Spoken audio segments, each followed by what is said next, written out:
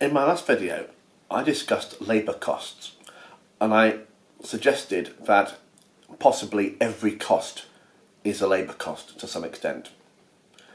It's since occurred to me that the price of land probably does not include a labour cost, or at least not normally.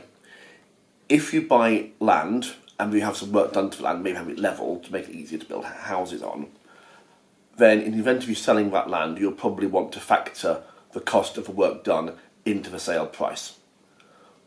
But generally speaking, the price of land is not a labour cost, because land is not, generally speaking, made. Holland is an example of a country, possibly a unique example of a country, where towns have been built on land reclaimed from the sea.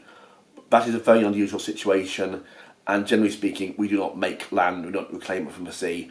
Land is something that either exists or it doesn't, and the price of land is therefore largely a scarcity cost. The price of land is determined by factors such as where the land is. For example, in Britain, loosely speaking, the closer to London land is, the more valuable it is. By what you can practically do with it. There's not a great deal you can do with land that's on a steep hillside. So that might not be very valuable. And also there is a restriction sometimes on what you can legally do with land. For example, do you have planning permission to build on the land, or do you have to leave it as a field? The price of land, generally speaking, is a scarcity cost.